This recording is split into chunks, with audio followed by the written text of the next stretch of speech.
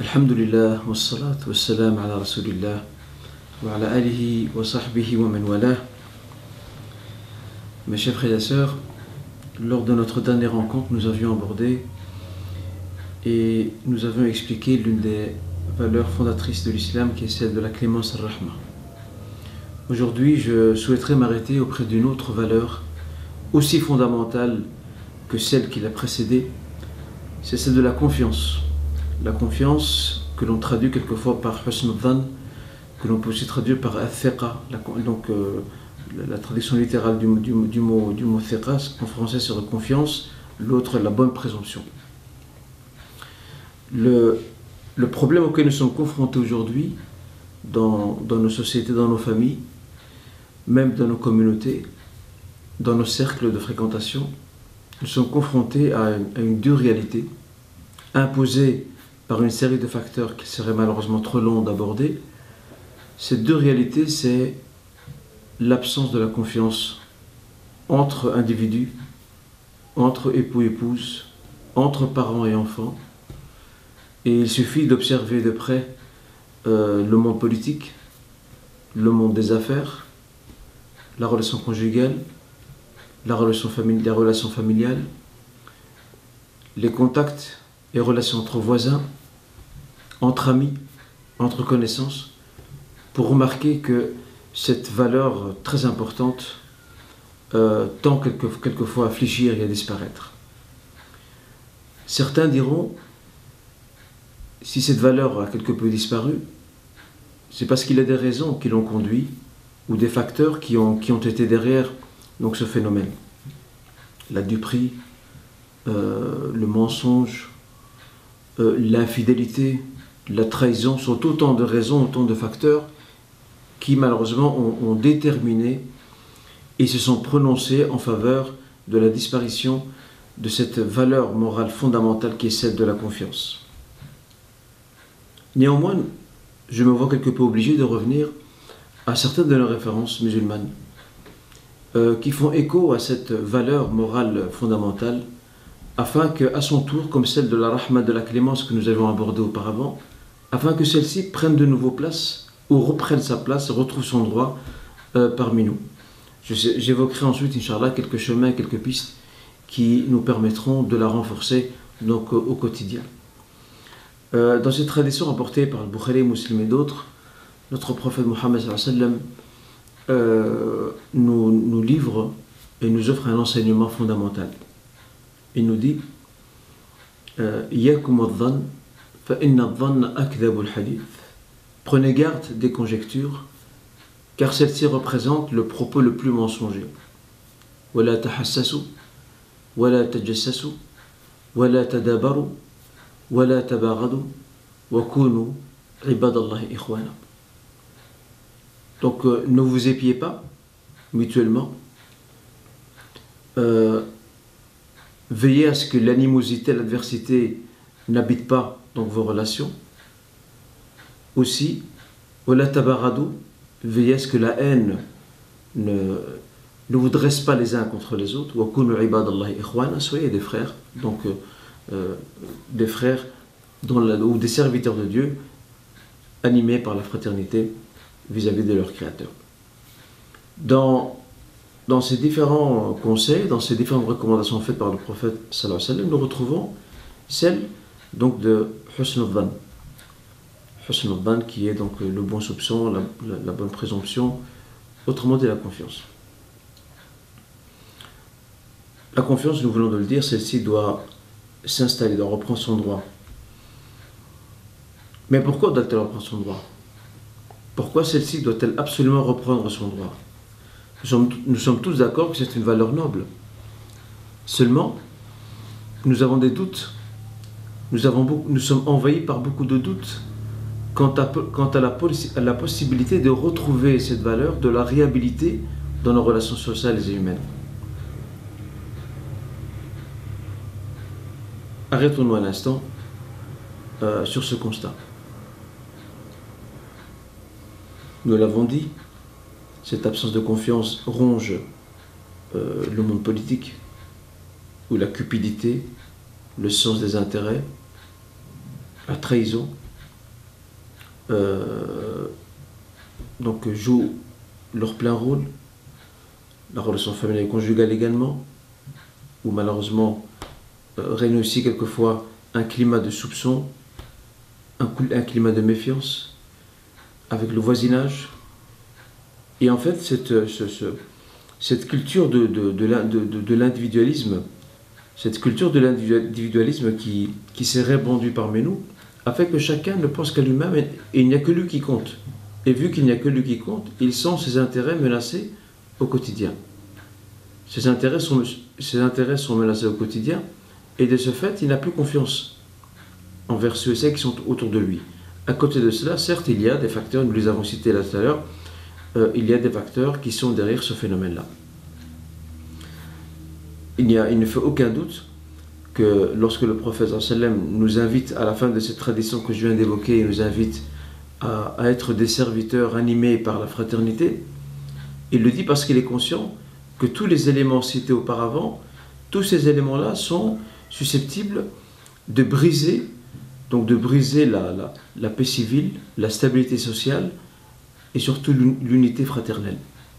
Et parmi ces éléments-là, nous avons donc le manque de confiance. Alors, le manque de confiance peut être un manque de confiance envers soi-même, d'une part. Le manque de confiance, c'est le plus répandu peut-être envers ceux et celles qui sont autour de nous. Et la confiance elle-même, si nous devions la définir, la confiance elle-même, c'est ce sentiment de sécurité et d'assurance et d'apaisement que nous procure notre contact avec autrui. Les salutations, at-tahiyyat, ou salam al-shar'i, donc les salutations islamiques, ont pour but de mettre en place ce point de confiance. Normalement, lorsque je dis à mon prochain, donc assalamu alaikum wa rahmatullahi wa barakatuh, donc que la paix de Dieu soit sur vous, ainsi que sa clémence et ses bénédictions, normalement je jette avec un étranger, une personne que je ne connais pas, je jette un pont de contact et une confiance qui s'installe avec cette personne-là. C'est comme si je lui disais, tu seras à l'abri de mon mal. Tu seras à l'abri de mon mal, et cela rejoint aussi la tradition prophétique. Al-muslimu man salim al-muslimuna min lisanihi wa yadihi. Le musulman est celui dont les autres musulmans sont à l'abri, donc de sa main, plutôt de sa langue et de sa main. Donc l'avantage de la confiance, c'est que tout simplement, il y a un sentiment de sécurité et d'assurance qui naît, et d'assurance qui naît, donc auprès de nous-mêmes dans nos rapports avec autrui. La confiance a aussi comme avantage, c'est de créer ce sentiment donc de stabilité dans nos rapports avec autrui. Quand j'ai confiance en quelqu'un, après Dieu bien entendu, je peux m'en remettre à lui très facilement. Quand j'ai confiance en quelqu'un, je peux lui confier certaines tâches dont je sais qu'il est tout à fait capable de les assumer sur le double plan de l'intégrité et de la compétence. Quand j'ai confiance, eh bien, je dors tranquillement. Or aujourd'hui, nous avons plutôt le contraire. Beaucoup de gens n'ont plus confiance.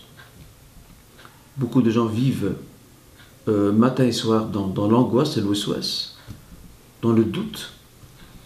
Et comment pouvoir remédier à tout cela? Comment faire en sorte que la confiance reprenne donc sa place? D'abord, il y a un travail individuel que chacun doit faire sur lui-même. Et ce travail individuel nécessite que l'on intériorise donc en nous-mêmes, que nous puissions intérioriser en nous-mêmes cette notion de surveillance du divin. C'est que Dieu, Allah Azza wa Jal, surveille chacun d'entre nous.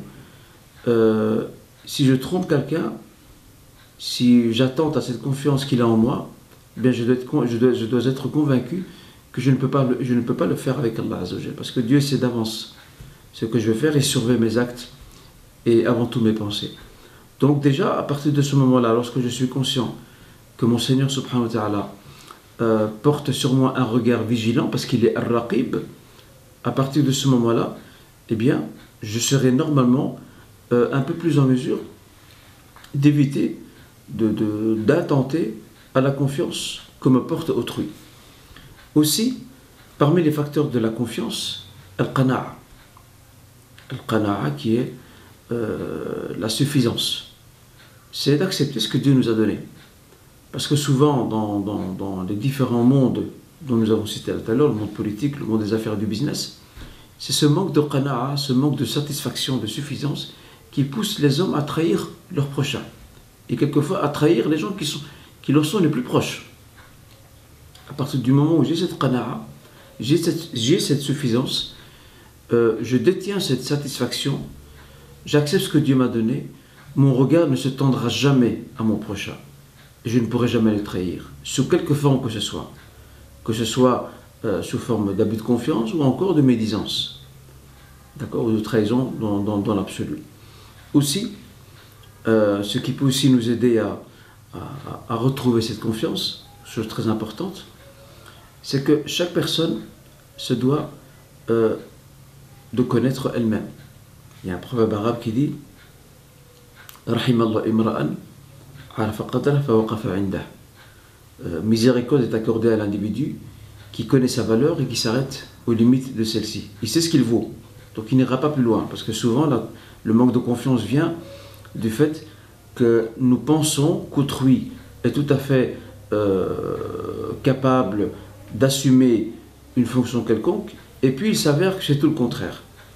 Donc ici, à partir du moment où chacun délimite ses sphères de compétences ou ses champs de compétences, et qu'il est conscient que s'il ne sait pas faire une chose, ou s'il ne connaît pas une chose, il préfère dire je ne sais pas, je ne peux pas, c'est bien plus meilleur que d'assumer une responsabilité quelconque, de la trahir, parce que le manque de confiance s'installe aussi ici, de la trahir, et par là même de créer ce climat de méfiance qui règne parmi les gens.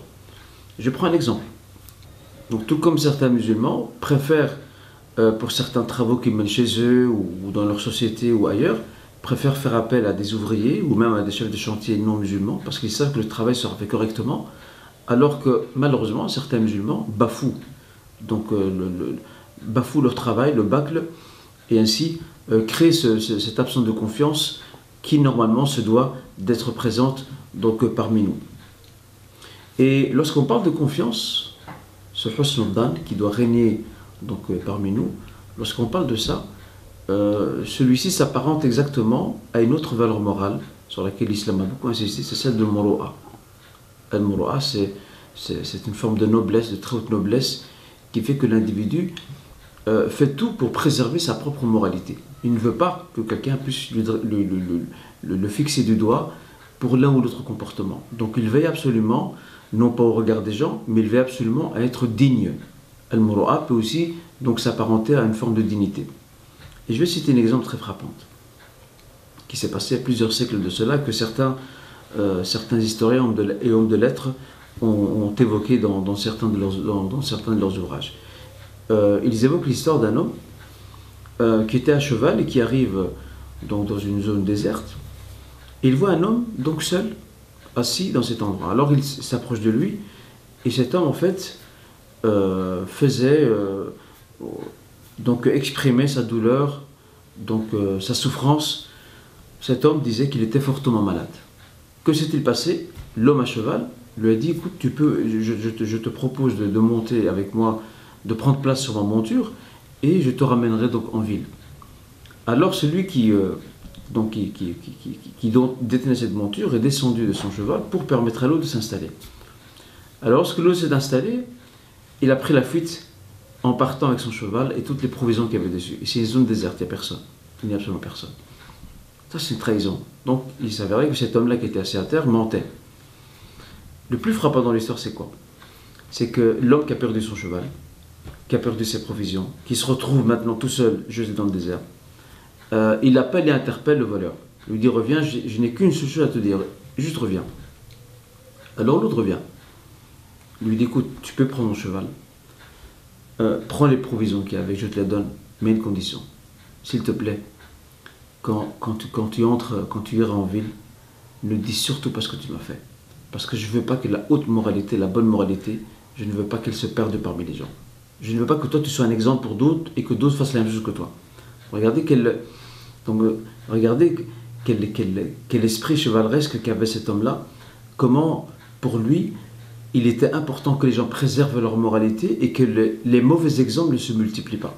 Donc tout ça pour revenir à ce que nous disons par rapport à cette confiance. Aussi, parmi les facteurs qui peuvent, Inch'Allah, renforcer celle-ci, c'est bien sûr la crainte révérentielle d'Allah Azza wa Jal. On y a fait allusion là tout à l'heure avec le nom divin de Ar-Raqib, celui qui surveille toutes choses, et la crainte révérentielle d'Allah Azza wa Jal nous dira que ce que nous n'aimons pas pour nous-mêmes, nous ne devons pas l'aimer pour autrui. Le prophète l'a dit très clairement, sallallahu alayhi wa sallam, La yu'minu ahadukum hatta yuhibba li akhihi ma yuhibbu li nafsihi. L'un d'entre vous ne sera pas véritablement croyant jusqu'à ce qu'il aime pour son frère ce qu'il aime pour lui-même. Donc ce que tu n'aimes pas qu'on te fasse, tu dois pour autant ne pas le souhaiter donc à autrui. Maintenant, concrètement, que faire? Que faire pour que vraiment cette confiance, que celle-ci nous puissions la retrouver? Nous avons évoqué ici quelques moyens. En fait, l'une des meilleures manières de pouvoir couper court à la méfiance, c'est tout simplement déjà pour soi-même d'éviter les situations ambiguës, parce que toute situation ambiguë crée donc le doute. Et nous concernant nous qui n'avons pas confiance, ou que nous n'avions pas conscience auparavant, une des meilleures manières aussi d'agir, c'est de tout simplement de couper court au doute et de renvoyer toute situation à son maître, autrement dit Allah Azza wa Jal. Isa alayhi salam, il est rapporté qu'on lui a ramené un voleur.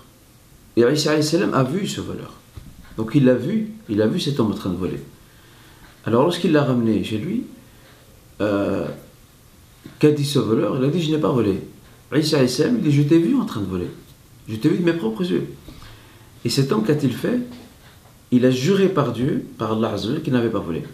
Lorsqu'il a juré par Allah Azza wa Jal, il a pris Dieu comme garant.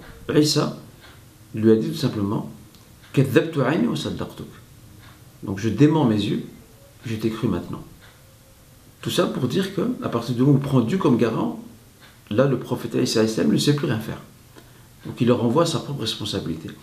Et si nous veillons à faire cela, à renvoyer toute responsabilité à une personne, à lui prêter le maximum d'excuses, comme le disait cette parole que l'on attribue à Omar ibn Abdul Aziz et à d'autres, il tamis li akhika 70 udra, prête à ton frère, donc 70 ou 70 excuses. Aussi, lorsque quelqu'un tient un propos qui peut paraître ambigu, c'est veiller à interpréter le propos dans la meilleure direction. Quelqu'un qui agit d'une manière suspecte, eh bien on fera de même. Mais bien sûr, tout ça a des limites. Omar ibn Khattab nous a donné ces limites-là. Qu'est-ce qu'il nous a dit? Dans Sahih al-Bukhari, il nous dit: Kana an-nasu ala ahdi Rasulillah sallam yuhasabuna bil wahy. Les gens à l'époque du prophète sallam étaient jugés selon leurs actes, étaient jugés selon la révélation.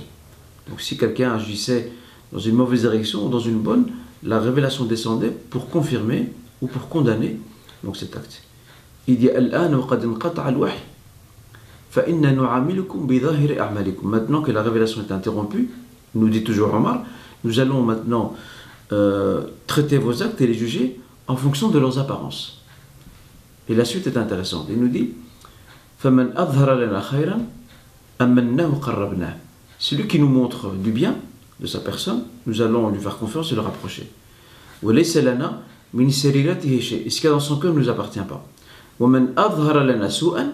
Et celui qui nous montre des actes, donc des actes immoraux, irresponsables, mauvais, et que c'est sa conduite générale, أَبْعَدْنَاهُ وَإِنْ قَالَ إِنَّ سَرِيرَتِي حَسَنًا. Nous allons l'éloigner de nous, nous ne lui ferons pas confiance, même s'il nous dit: j'ai une bonne intention. Donc ici, tout dépend de la conduite. Et c'est ce que disait aussi l'imam Ibn Qayyim. Il disait: lorsque quelqu'un tient un propos ambigu, il faut voir sa conduite avant, comment elle est. Sa conduite et le discours dominant qu'il a, dont il est porteur. Si celui-ci est correct et dans la bonne voie, eh bien nous ne pouvons que prêter le maximum d'excuses à toute attitude ou encore tout propos qu'il aurait tenu. En revanche, si c'est le contraire, si c'est quelqu'un qui est connu pour sa déviance, pour son errance, il est clair que nous ne pourrons interpréter ses propos, nous ne pourrons interpréter ses actes qu'à la lumière de sa conduite. Ça, c'est très important. Abdullah ibn Mas'ud avait une telle confiance, il écartait toute forme de conjecture, donc sur Adhan, au point qu'il a vu un jour un homme donc, dont la barbe était trempée donc, de vin, al-khamr, et nous aujourd'hui on aurait dit cet homme a bu. Cet homme a pris une bouteille et il s'est mis à boire. Et bien Ibn Mas'ud a prêté à cet homme, bon qu'il n'était pas ivre, il a prêté à cet homme le maximum d'excuses en allant jusqu'à dire que cet homme-là probablement a-t-on renversé sur lui donc une sorte de tonneau de vin ou une cruche de vin, tout ça pour maintenir absolument cette confiance parce que Shaitan entre au milieu. Et le prophète d'ailleurs le dit donc que Satan a désespéré de vous voir adorer autre que Dieu, il fera tout pour semer la zizanie parmi vous. Et l'une des meilleures zizanies qu'il y ait, et c'est sa meilleure arme, c'est le fait d'installer le soupçon, la méfiance parmi les gens. Alors j'arrive Inch'Allah à la fin, parce que malheureusement l'absence de confiance se répand aussi beaucoup dans les couples et dans les familles. Je prends un exemple que j'ai connu quand je travaillais dans le domaine social. Quand on voit par exemple qu'une sœur trouve donc, des messages d'amour, des SMS, des messages d'amour sur le portable de son mari, c'est clair ici que le doute est grandissant. Le doute est grandissant. Le mari a beau essayer d'expliquer ça comme étant c'est une erreur d'envoi. Quelquefois il est difficile de croire. Il est difficile de croire à ça. Ibn Hazm l'Andalou disait un jour que la bonne confiance ou la confiance al-thiqa ou husn al-dhan n'exclut pas le fait d'avoir un minimum de méfiance. Pourquoi? Parce que la confiance n'est pas synonyme de naïveté. La confiance n'est aucunement synonyme de naïveté. Et c'est à travers ces quelques conseils, dans cette petite intervention, c'est à travers ceci que l'on peut conquérir, Inch'Allah, à retrouver cette confiance, à la répandre parmi nous. Et si une personne a fauté, si une personne a pris un mauvais chemin et qu'elle promet de revenir, accordons-lui donc cette chance, encourageons-la donc dans la bonne direction. Et bien sûr, le principe est connu, les chances sont toujours minimes. Il n'existe pas de chance donc infinie. Wallahu ta'ala a'lam wa barakallahu fikum. Wassalamu alaikum wa rahmatullahi wa barakatuh.